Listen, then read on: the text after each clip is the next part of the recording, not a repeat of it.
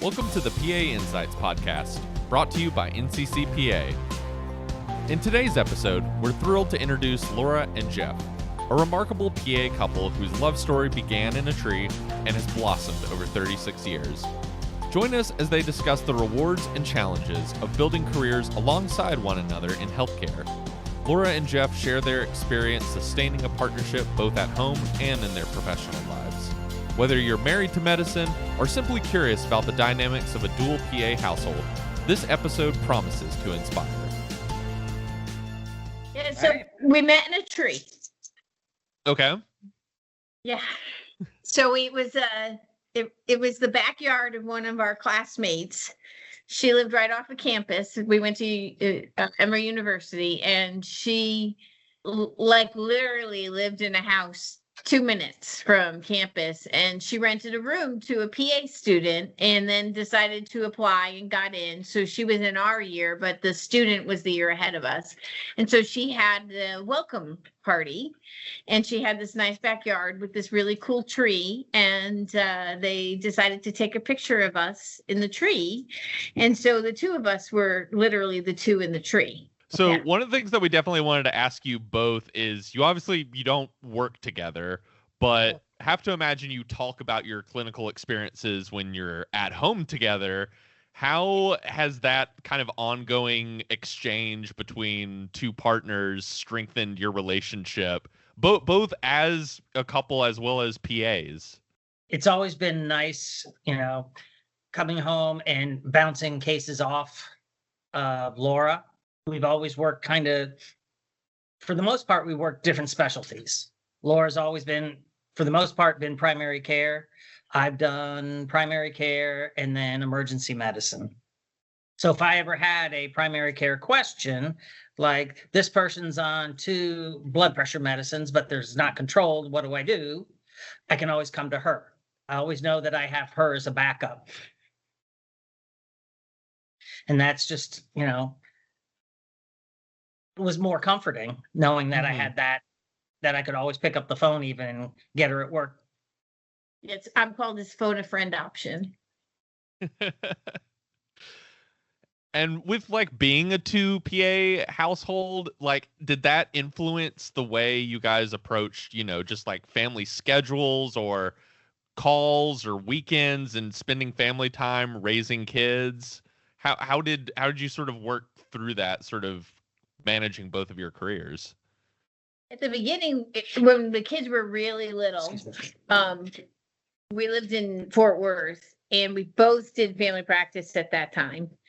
And generally, we didn't work weekends. There was some call, but call wasn't something that you had to leave the house for. So, if one of us was on call, the other one was, it was fine, right? The other one just picked up the slack.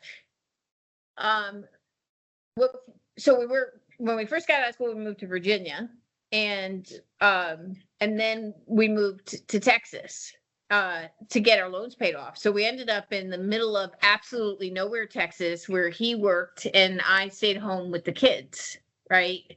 Well, the one kid until we had the other.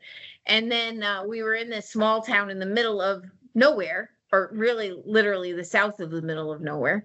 And after about 3 years, we moved to Fort Worth so I could go back to work, because after being out of work for that long, nobody wanted to hire me.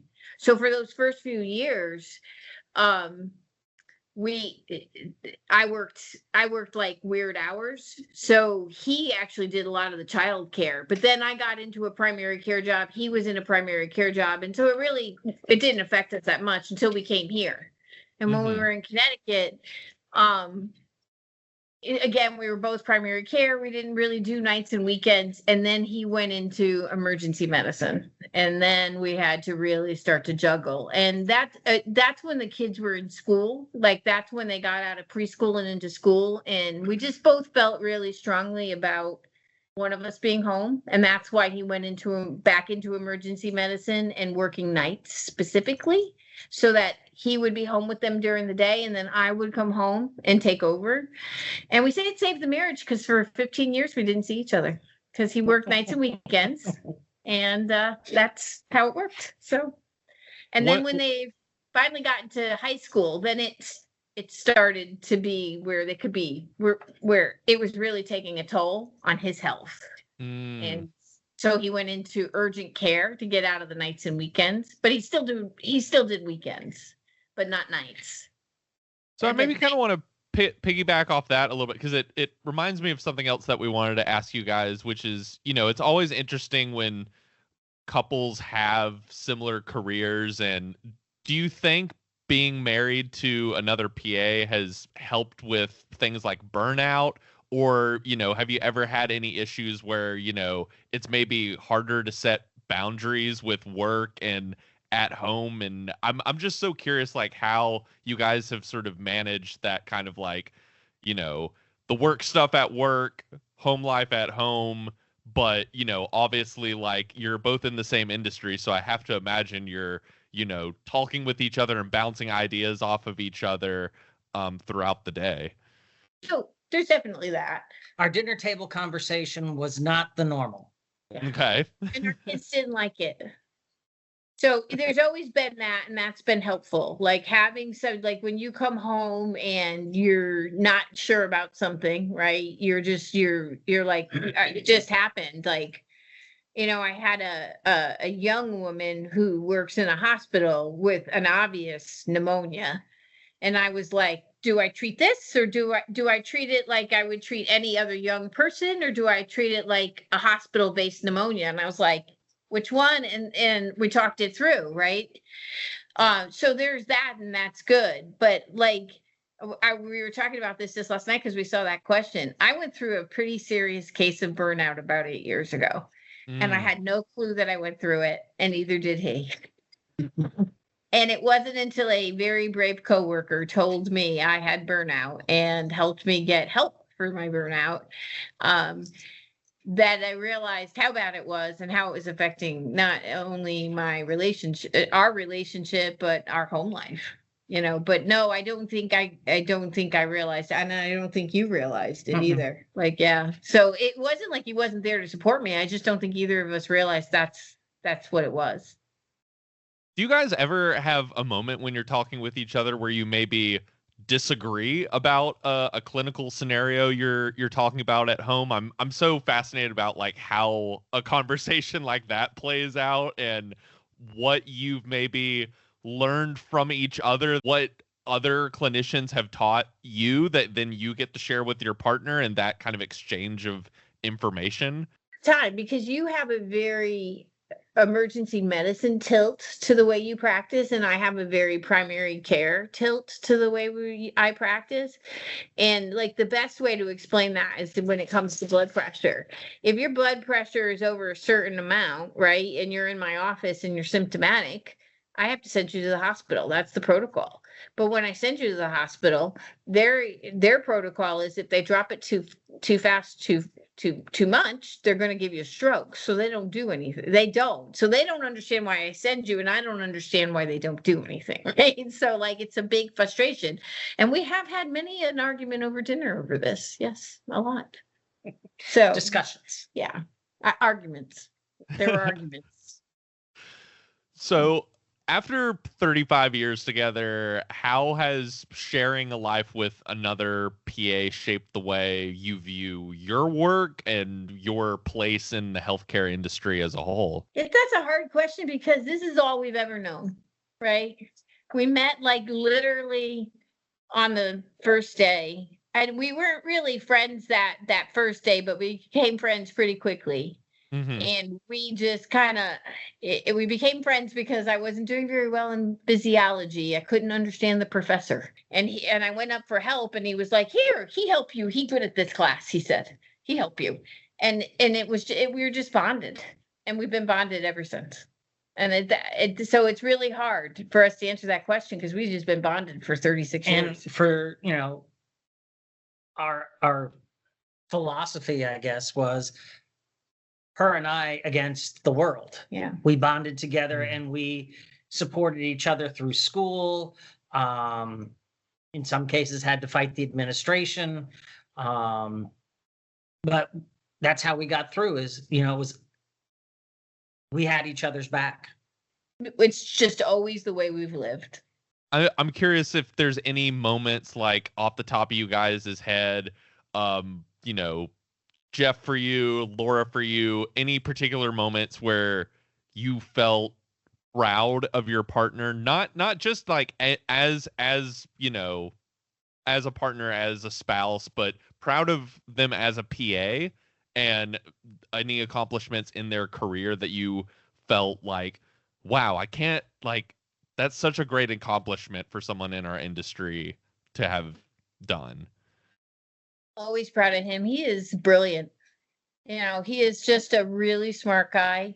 I've always believed that. He is probably the smartest person I know. Um, and I laughed because a few years ago, one of our daughters is almost 30 now and lives in Boston. The other one still lives with us, but isn't here ever. She basically uses our house as a closet. And so it's just the two of us. We basically have an empty nest, except for the house is a closet and we take care of her dog. And so we kind of went on two different things. We were empty nesters. So I went and took pottery class and he went and got another master's degree. Okay, well, he's almost done with it now. And so, yeah, I'm really proud of him. He's just the smartest guy I know. And, that I've always felt that way. I tell people all the time, he's brilliant. Tell you that all the time.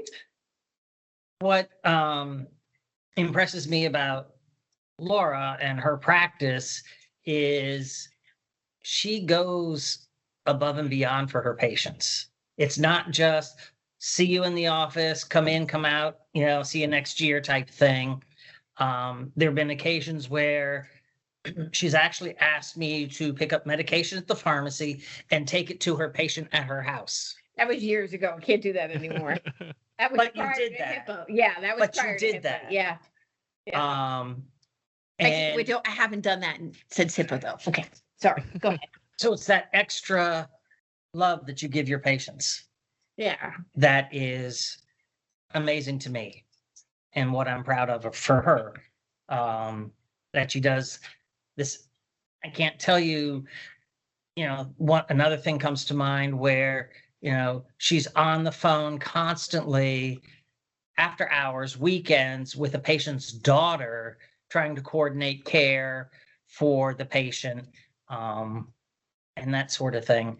It's just refreshing to see that there are still people in healthcare that really take care of their patients, and it's not just a mill. So one of the last couple questions I want to ask you is let's throw out a hypothetical here. A young PA couple listens to this episode. They come to you guys and they want advice about building a life together in healthcare. And what would you tell them about what it really takes to be soulmates with another PA for such a long period of time? Well, what I would definitely tell them is don't ever work together, ever. What she said. Yeah. But I mean, like, I don't know. It's so hard because it just happened to us. It wasn't a conscious thought. We just clicked at the beginning and it's been that way ever since. And it's been helpful having a partner in healthcare because they understand the hours, the commitments, the frustrations. I can come home and vent to her and I know she gets it. Yeah. And I also think that having a partner in healthcare, also helps, like when he said, I want to go back into emergency, he had done prior to becoming a PA, he was a paramedic, right? And then early on in our career, he had done emergency medicine, but it was more before we had our first daughter and when she was really little. And then when we moved to Texas, it was a combination of emergency medicine and primary care. And then it was just primary care. So when the girls were going into school and he came in and said, I really want to go back into emergency medicine. I want to work nights. I want to be home for the girls. It was always his desire to be a stay-at-home dad.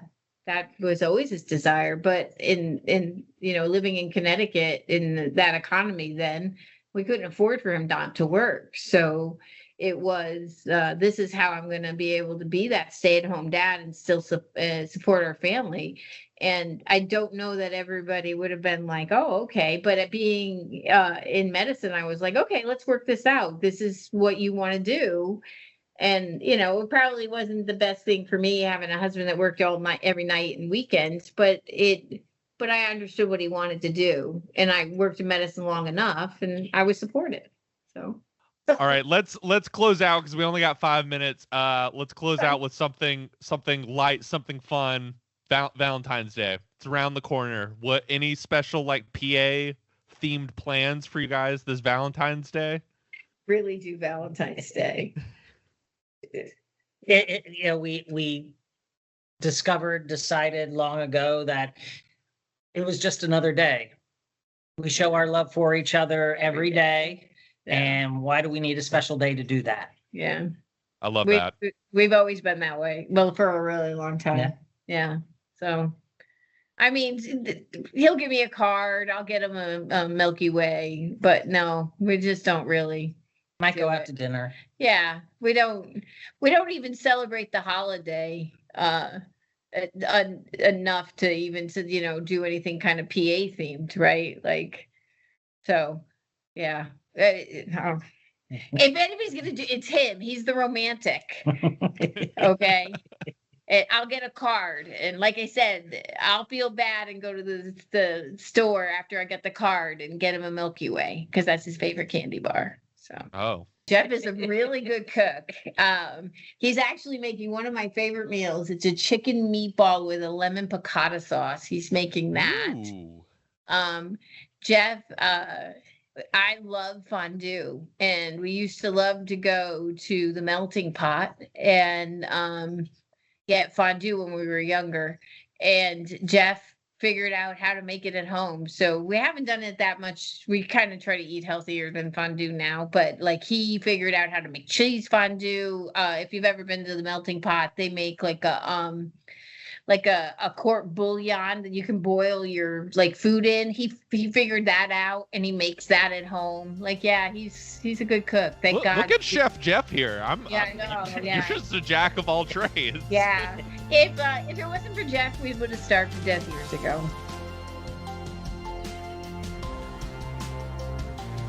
We hope Laura and Jeff's story has inspired you to reflect on the power of shared purpose and mutual support in both personal and professional life. If you enjoyed this episode, please take a moment to rate, review, and subscribe to our podcast. See you next time.